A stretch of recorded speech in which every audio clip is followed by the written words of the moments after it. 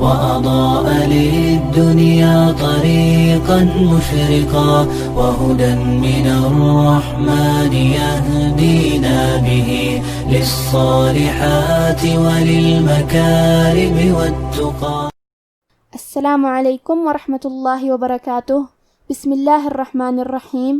الحمد للہ الذی جعل الظلمات والنور ثم الذین کفروا بربهم يعدلون والصلاة والسلام على نبینا محمد وعلى آلہ وصحبہ اجمعین. اما بعد. رب اشرح لی صدری ویسر لی امری واحلل عقدۃ من لسانی یفقہوا قولی. شروع کرتی ہوں اللہ کے نام سے جو بڑا مہربان نہایت رحم کرنے والا ہے. انشاءاللہ آج کے درس نمبر 265 میں سورۃ الطلاق آیت نمبر 4 سے آیت نمبر 5 تک کی شرح اور ترجمہ سماعت فرمائیں گے. تو شروع کرتے ہیں. اعوذ باللہ من الشیطان الرجیم. واللائی یئسن من المحیض من نسائکم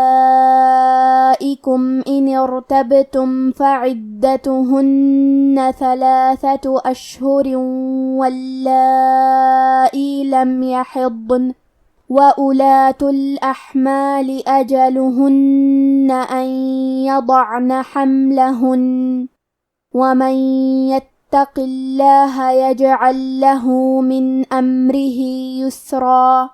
کلمت واللائی میں حرف اللام پہ تشدید ہے تو ہم 2 حرف کے برابر لام کو پڑھیں گے کیونکہ تشدید کی اصلیت 2 حرف ہے. جیسا کہ یہاں حرف اللام ہے تو یہ 2 لام ہیں، لام ساکن اور لام متحرک. کیونکہ اس پہ کھڑا زبر ہے اور اس پہ مد کا بھی علامہ ہے تو یہ مد واجب متصل ہے. مد واجب متصل کا معنی ہے کہ حرف المد اور اس کی وجہ جو کہ حمزہ ہے دونوں ایک ہی کلمہ میں ہوں.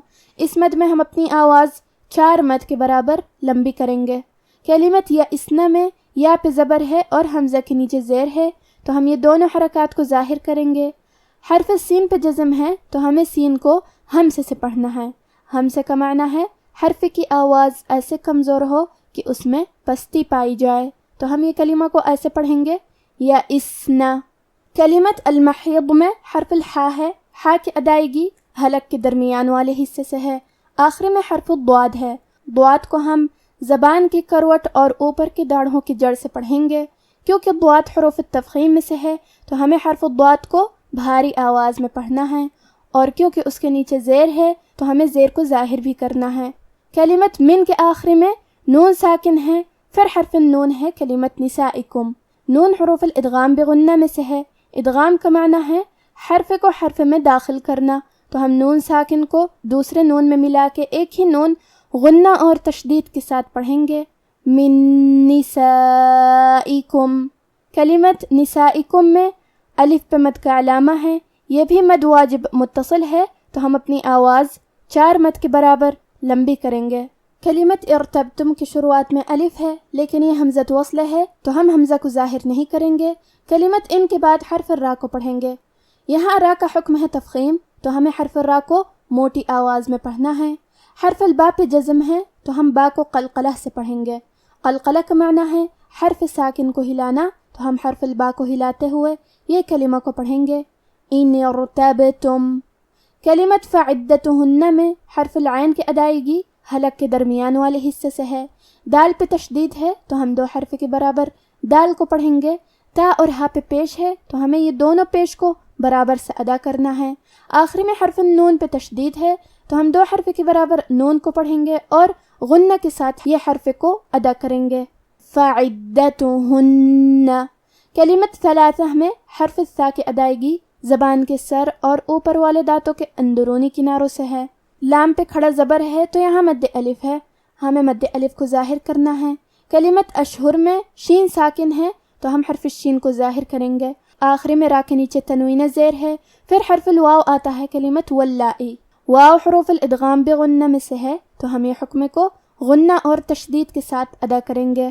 اشہر واللائی. کلمت واللائی میں مد واجب متصل کو ادا کریں گے اور اپنی آواز 4 مد کے برابر لمبی کریں گے.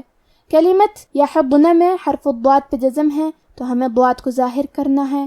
کلمت اولات میں حرف الواو ہے لیکن ہم واو کو ظاہر نہیں کریں گے، حرف الالف کو صرف پیش سے پڑھیں گے، پھر حرف اللام کو پڑھیں گے۔ وَأُولَاتُ آخری میں تا پہ پیش ہے تو ہمیں پیش کو ظاہر کرنا ہے۔ کلمت اجلہن میں جیم پہ زبر ہے، لام اور ہا پہ پیش ہے، تو ہم یہ تینوں حرکات کو برابر سے ادا کریں گے۔ کلمت ان کے آخری میں نون ساکن ہے، پھر حرف الیا ہے کلمت یضعنا، یا حروف الادغام بغنہ میں سے ہے، تو ہم یہ حکم کو غنہ اور تشدید کے ساتھ ادا کریں گے۔ ان یضعنا کلمت حملہن میں میم ساکن کو ظاہر کرنا ہے، کلمت ومن کے آخری میں نون ساکن ہے، پھر حرف الیا ہے کلمت یتقی، یہاں بھی حکم ہے ادغام بغنہ، تو ہم یہ حکم کو غنہ اور تشدید کے ساتھ ادا کریں گے۔ ومن یتقی تا پہ تشدید ہے تو ہم دو حرف کے برابر تا کو پڑھیں گے، پھر اس کے بعد حرف القاف ہے، قاف کی ادائیگی زبان کے جڑ اور تالو کے نرم حصے سے ہے، قاف حروف تفخیم میں سے ہے، تو ہم یہ حرف کو موٹی آواز میں پڑھیں گے، کیونکہ اس کے نیچے زیر ہے تو ہمیں حرف القاف کو صرف زیر سے پڑھنا ہے، اور کیونکہ زیر ہے لہذا ہمیں لفظ الجلالہ مطلب کلمت اللہ کلام کو ترقیق سے مطلب پتلی آواز میں پڑھنا ہے۔ یتق اللہ کلمت یجعل میں حرف الجیم پہ جزم ہے، تو کیونکہ جیم بھی حروف القلقلہ میں سے ہے تو ہم یہ حرف کو ہلاتے ہوئے یہ کلمہ کو پڑھیں گے۔ یجعل آخری میں لام ساکن ہے، پھر حرف اللام آتا ہے کلمت لہو، یہاں حکم ہے ادغام مثلین تام، ہم پہلے لام کو دوسرے لام میں ملا کے ایک ہی لام تشدید کے ساتھ پڑھیں گے۔ یجعل لہو کلمت لہو کے آخری میں ہا پہ الٹا پیش ہے، یہاں حکم ہے مد صلہ صغرا، تو ہم اپنی آواز دو مد کے برابر لمبی کریں گے۔ لہو من کلمت امرہی میں میم ساکن کو ظاہر کریں گے، حرف الرا کے نیچے زیر ہے تو را کا حکم ہے ترقیق، ہمیں حرف الرا کو پتلی آواز میں پڑھنا ہے۔ ہا کے نیچے کھڑی زیر ہے، یہاں بھی حکم ہے مد صلہ صغرا، تو ہم اپنی آواز دو مد کے برابر لمبی کریں گے۔ امرہی یسرا کلمت یسرا میں سین ساکن ہے لہذا ہم حرف السین کو ہمزے سے پڑھیں گے، آخری میں را پہ تنوین زبر ہے، ہم یہ کلمہ پہ روکیں گے تو تنوین زبر پہ مد الف سے روکیں گے، اور مد الف اپنے پیچھے والے حرف کا حکم لیتا ہے تفخیم میں اور ترقیق میں، تو ہم حرف الرا کو اور مد الف کو دونوں کو بھاری آواز میں ادا کریں گے۔ یسرا واللائی یئسن من المحیض من نسائکم ان ارتبتم فعدتهن 3 اشہر واللائی لم یحضن وَأُولَاتُ الْأَحْمَالِ أَجَلُهُنَّ أَنْ يَضَعْنَ حَمْلَهُنَّ وَمَنْ يَتَّقِ اللَّهَ يَجْعَلْ لَهُ مِنْ أَمْرِهِ يُسْرًا ذَلِكَ أَمْرُ اللَّهِ أَنزَلَهُ إِلَيْكُمْ وَمَنْ يَتَّقِ اللَّهَ يُكَفِّرْ عنه سيئاته ويعظم له اجرا کلمت ذالک میں حرف الذال کی ادائیگی زبان کے سر اور اوپر والے دانتوں کے اندرونی کناروں سے ہے۔ کلمت امروں میں کیونکہ حرف الراء پہ پیش ہے لہذا ہمیں لفظ الجلالہ مطلب کلمت اللہ کلام کو تفخیم سے مطلب بھاری آواز میں پڑھنا ہے۔ امر اللہ کلمت انزلہ میں نون ساکن ہے، پھر حرف الزے ہے، زے حروف الاخفاء میں سے ہے، اخفاء کا معنی ہے چھپا دینا، تو ہم نون ساکن کو چھپاتے ہوئے اور غنہ کے ساتھ یہ حکم کو ادا کریں گے۔ انزلہ زے پہ اور لام پہ زبر ہے تو ہم یہ دونوں زبر کو ظاہر کریں گے، آخری میں ہا پہ الٹا پیش ہے اور اس پہ مد کا بھی علامہ ہے، یہ مد صلہ کبریٰ ہے تو ہم اپنی آواز 4 مد کے برابر لمبی کریں گے۔ انزلہ الیکم کلمت ومن کے آخری میں نون ساکن ہے، پھر حرف الیا ہے کلمت یتقی، یا حروف الادغام بغنہ میں سے ہے تو ہم یہ حکم کو غنہ اور تشدید کے ساتھ ادا کریں گے۔ وَمَن یتقی آخری میں حرف القاف کو موٹی آواز میں پڑھیں گے اور لفظ الجلالہ مطلب کلمت اللہ کلام کو پتلی آواز میں پڑھنا ہے۔ وَمَن یتق اللہ کلمت یکفر میں فا پہ تشدید ہے تو ہم 2 حرف کے برابر فا کو پڑھیں گے، اور کیونکہ تشدید زیر کا ہے تو ہمیں زیر کو ظاہر کرنا ہے، آخری میں حرف الرا کو ترقیق سے پڑھیں گے کیونکہ اس کے پہلے والے حرف کے نیچے زیر ہے، کلمت سیئاتہ میں یا کی تشدید کو ظاہر کریں گے. آخر میں ہاں کے نیچے کھڑی زیر ہے کیونکہ یہاں مد صلہ صغرا ہے تو ہم اپنی آواز 2 مد کے برابر لمبی کریں گے. سیئاتہ ویعظم. کلمت یعظم میں عین ساکن ہے تو ہم عین کو ظاہر کریں گے. حرف الضو کی ادائیگی زبان کے سر اور اوپر والے دانتوں کے اندرونی کناروں سے ہے. کیونکہ ضو کے نیچے زیر ہے تو ہم زیر کو ظاہر کریں گے اور حرف الضو کو تفخیم سے مطلب بھاری آواز میں پڑھیں گے. وَيُعْظِمْ. آخری میں میم ساکن ہے تو ہمیں حرف المیم کو ظاہر کرنا ہے. کلمت لہو کے آخری میں ہا پہ الٹا پیش ہے اور اس پہ مد کا بھی علامہ ہے. یہ مد صلہ کبرا ہے تو ہم اپنی آواز 4 مد کے برابر لمبی کریں گے.